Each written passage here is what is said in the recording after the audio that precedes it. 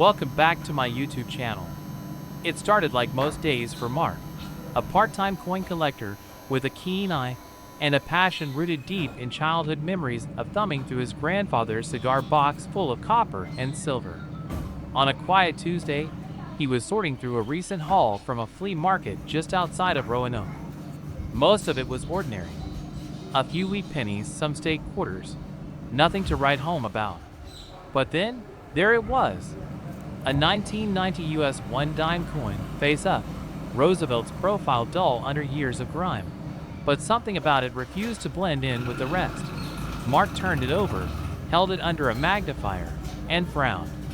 At first glance, it looked like a standard 10-cent piece. Clad in the usual copper-nickel blend, minted in Philadelphia, it bore no mint mark. That itself wasn't unusual. Philadelphia coins often skipped the mark back then. But the edges were off. A faint doubling along the rim, a nearly imperceptible warping near them.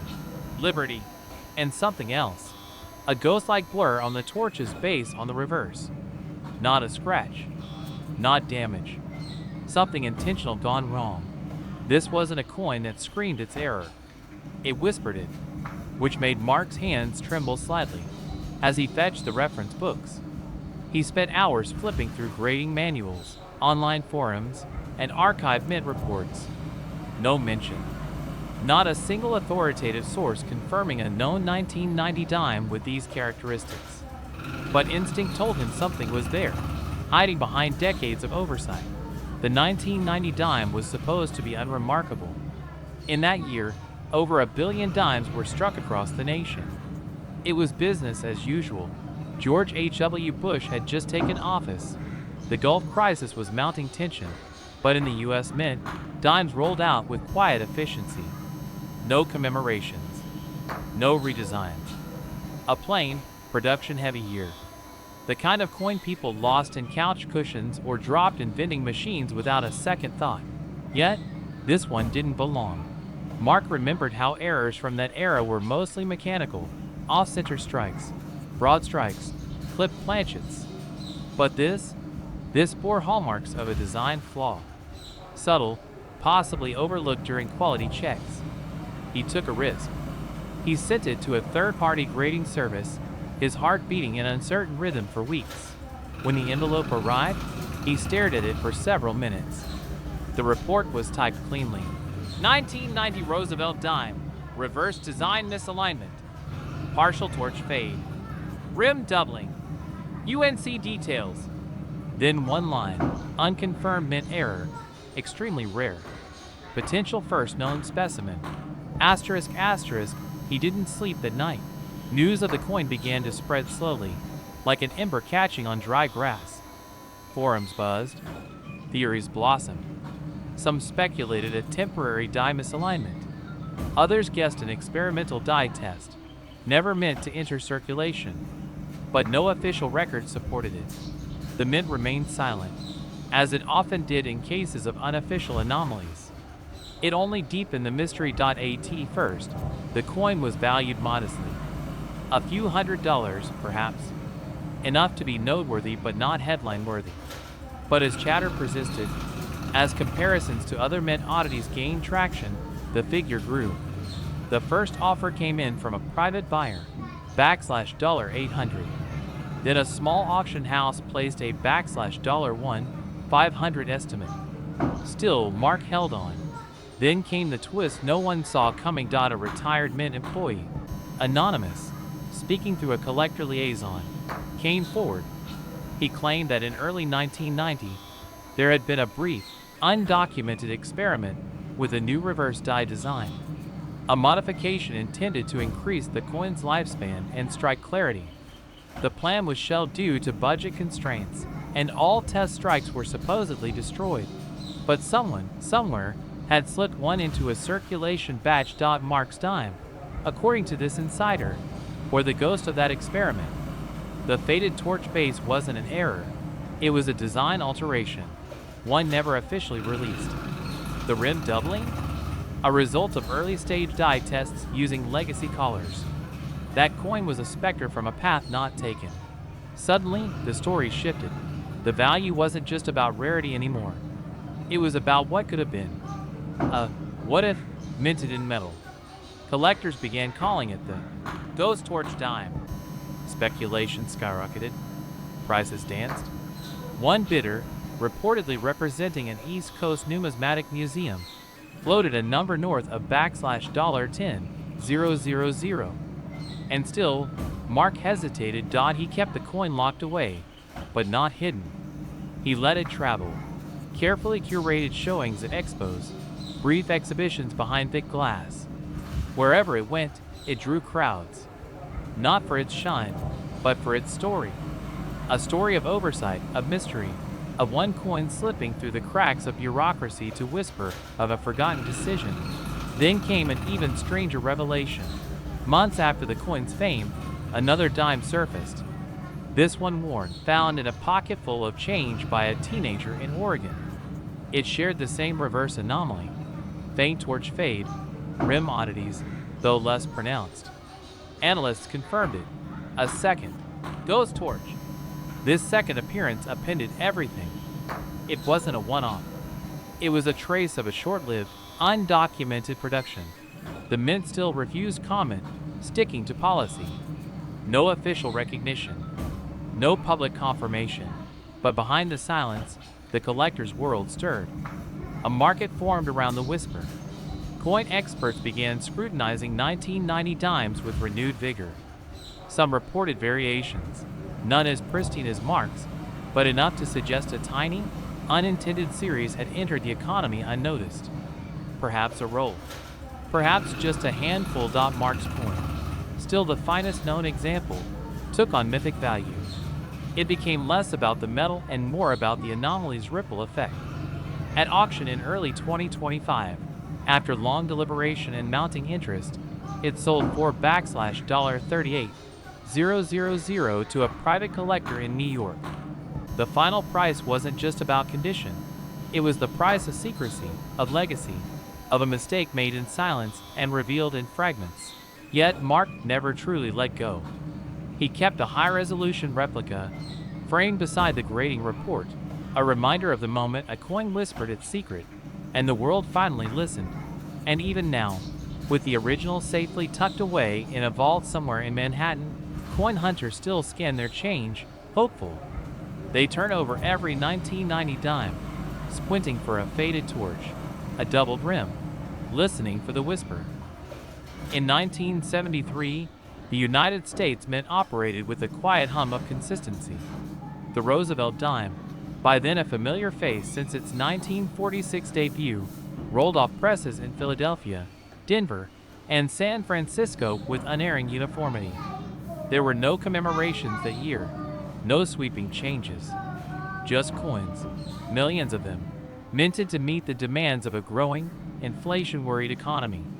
But in the churn of standard production, beneath the predictable clink and clatter of die against planchet, something slept through unnoticed.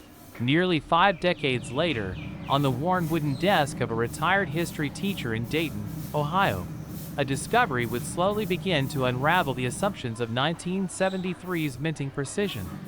Harold Kemp, whose retirement years had been occupied by coin rolls and magnifying glasses, was deep into his weekly habit, sorting through bank-wrapped dimes acquired from local branches.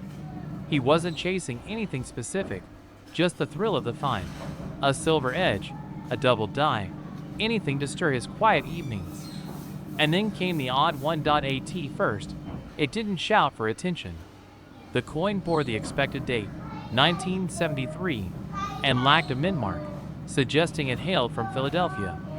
It was worn, circulated, not the kind of piece you'd expect to hold secrets. But under his loupe, Harold paused. The letters E and R in Liberty weren't quite right.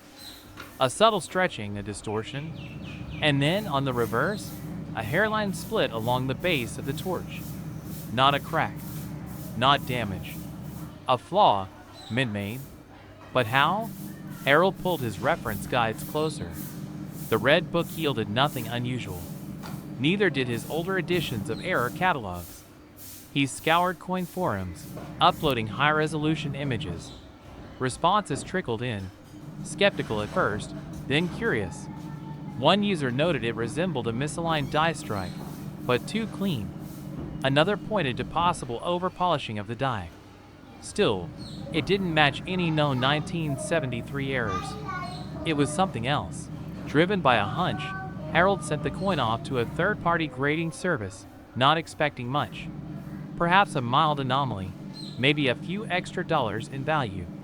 But when the results returned, the wording was anything but typical. 1973 Roosevelt dime. Partial reverse design weakness, unknown origin. Possible transitional die issue. Unlisted error. Asterisk asterisk unlisted. That word echoed in Harold's mind for days. In the world of numismatics, most errors, clipped planchets, off-centers, double strikes, follow patterns. They're documented, categorized, valued. But this was a whisper from the dark corners of production. A relic that shouldn't exist. The graders couldn't pinpoint the cause. The torch's flame was ghostly faint, its lines blurred and shallow. The oak and olive branches were similarly eroded, almost as if the die had lost its grip on the design mid-strike. More intriguing was the theory that began to surface. Some believed Harold's coin might have been struck using a die intended for proof coins. In 1973, proof coins were minted in San Francisco, using specially polished dies to produce mirror finishes for collectors. If a rejected or worn proof die was accidentally used on the main production floor, especially in Philadelphia, it could explain the mismatched features. But that also raised questions. Proof dies weren't supposed to migrate. Such an error would be nearly impossible without procedural oversight. And if it had happened, where were the others? Collectors began whispering about it at shows.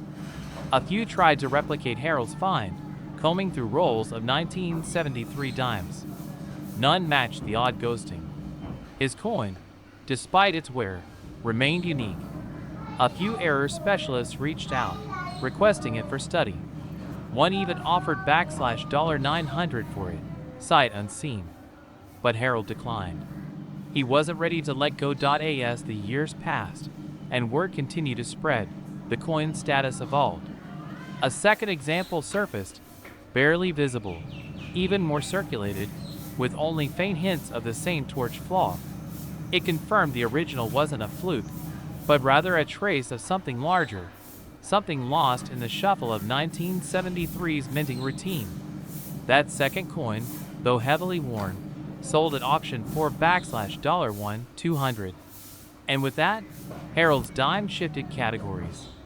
No longer just curious, now coveted. In 2020, a private numismatic group conducted a deeper analysis of Harold's piece.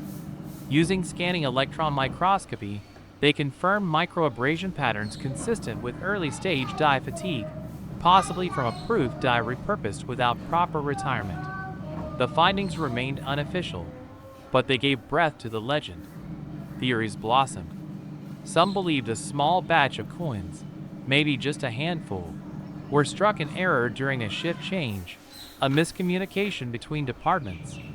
Others posited that in the transition between dies, a proof reverse die was mistakenly set against business strike obverse for just a few minutes, creating a fleeting blend of two minting worlds. But it was the rim that revealed the final twist. Upon further study, analysts noticed the rim was slightly broader than standard issue, a characteristic found only on a specific subset of proof planchets. Somehow, Harold's dime hadn't just received the wrong die. It may have been struck on the wrong metal blank entirely. That meant the error wasn't just a die mix-up. It was a full-blown crossover. A proof die striking a proof planchet in a business strike environment. A silent rebellion of the mint's machinery. The implications were staggering. If proof planchets and dies had bled into regular production, the number of coins affected could be countable on one hand. And most would be gone, spent, lost, ground into obscurity. Harold's coin, by surviving, became more than a mint mistake. It became a witness. The value soared. A private bidder offered $8,000. A major auction house gave a preliminary estimate of $12,000. if Harold ever chose to sell. Still, he kept it, not for the money, but because the coin had given his twilight years a mystery to chase, a story to hold. Collectors continue to call it the ghost-proof dime, a nickname born not of spectral imagery, but of the coin's blurred, almost half-erased reverse. A design meant to shine in collector sets, reduced to a whisper on everyday change. And no one could say exactly how many existed. Maybe 3. Maybe just those 2. And maybe 1, still out there in someone's coin jar, waiting to be noticed. In the quiet corners of coin shows, whispers of the 1973 ghost proof still stir excitement. Dealers eye 1973 dimes with a little more care. Collectors exchange photos, theories, and rumors of sightings. And Harold, now older but still sharp, keeps the coin framed on his wall, not in a vault, not in a safe, just above his desk, where it caught the light best. A reminder that even the most routine objects can hold untold stories, if you're willing to look closely enough. The year was 1984, and the U.S. Mint was operating at full capacity, churning out millions of coins to meet the demands of a bustling economy. In the heart of Philadelphia, coin presses thundered through the night. The Roosevelt dime, unchanged in design since its 1946 debut, continued its decades-long run without fanfare or deviation. There were no commemorative versions, no metal changes, just standard copper nickel-clad coins, each bearing the familiar profile of Franklin D. Roosevelt, his resolute gaze etched into countless planchets. That year alone, the Philadelphia Mint produced over 676 million dimes. It was a flood of currency, routine and forgettable, coins destined for vending machines, change drawers, and rainy day jars. But among the unremarkable masses, something peculiar happened. Something unplanned, undocumented, and for years unnoticed. Not until 2017, when a mid-level collector from Sacramento named Teresa Lynn came across a dime that made her hesitate. She had purchased a mixed lot from an estate sale. Most of it was junk, bid nickels, rusted pennies, and foreign coins that had long lost any shine or trade. But Teresa, meticulous and patient, examined each one as if it might unlock a secret. And one did. The dime looked ordinary at first. 1984. No mint mark, typical of Philadelphia's output. The edges show the usual wear, the ridges smooth from decades of circulation. But when she tilted it under a light, something about Roosevelt's profile didn't sit right.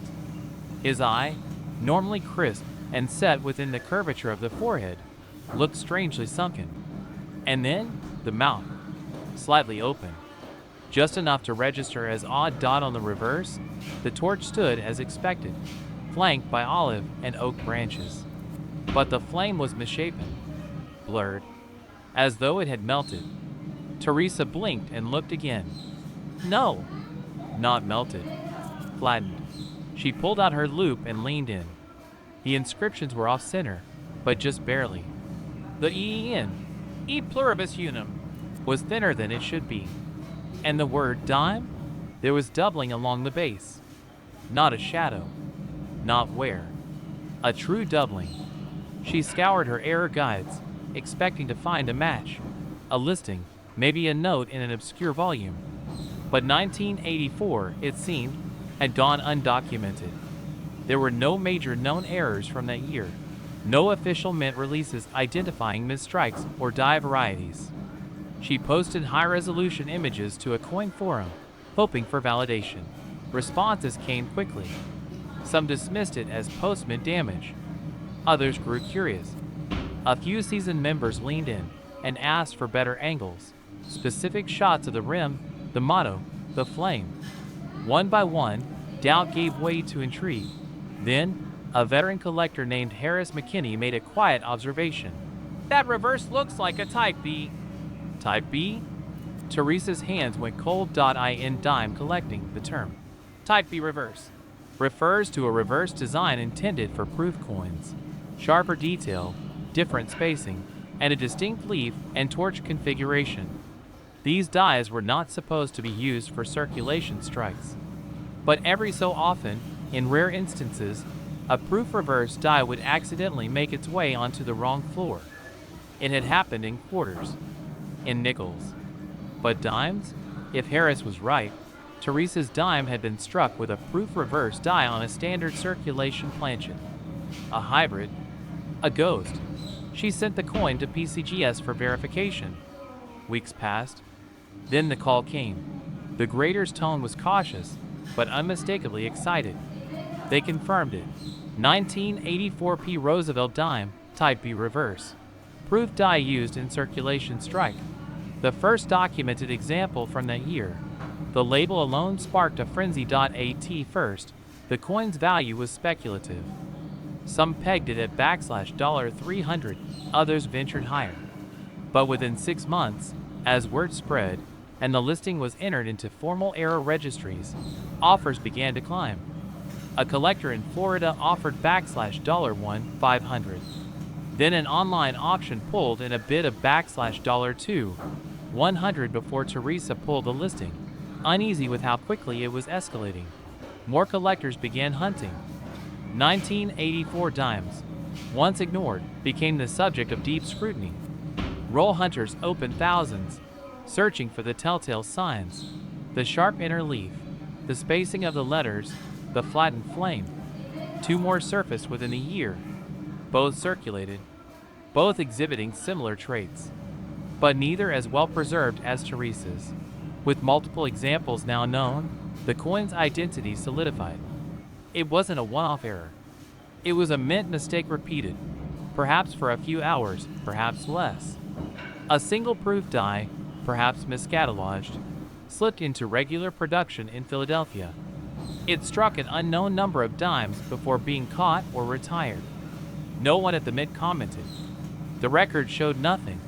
And then came the twist. An error coin dealer named Nathan Lurie acquired the third known specimen and had it examined under digital imaging. What they found defied even the most generous theories. Microscopic abrasions along the torch stem revealed polishing marks inconsistent with standard business strike maintenance. They were angular, precise, matching those used on proof dies being prepped for San Francisco. Somehow, a proof die prepped for San Francisco's facility made its way to Philadelphia. And not just any proof die, a nearly finalized one, intended for the 1984 proof sets. The hypothesis grew bolder, a mix-up between mints. A die shipped to the wrong location, never recorded, then hastily deployed in the rush of production. A logistical error that minted ghosts into everyday change. The numismatic community was stunned. If the theory held, then these dimes weren't just proof-style anomalies. They were physical proof of a procedural failure, a blip in an otherwise tightly regulated machine. And the market responded. Teresa's dime, now encased in a top-tier slab with pedigree and certification, drew a bid of $9,000 from a private European investor. She declined. For her, it was never about the sale. It was about the mystery. The coin remained with her, stored in a velvet case beside the magnifier that first revealed its secret. But its legend grew. Collectors now referred to it as the Shadow Flame Dime, a nickname born from its flattened torch and eerie resemblance to its proof counterparts. It became a staple of error coin presentations, cited in journals, dissected at expos. Every year, more 1984 dimes were examined, but only a handful, 5 at last count, bore the same signs. The shadow flame was a whisper from the past, a moment when the mint's efficiency faltered, and in that brief pause, something strange slipped through. Coins are struck by machines, yes, but machines are run by people, and people make mistakes. And in that mistake, a coin that should have been nothing more than spare change became a legend.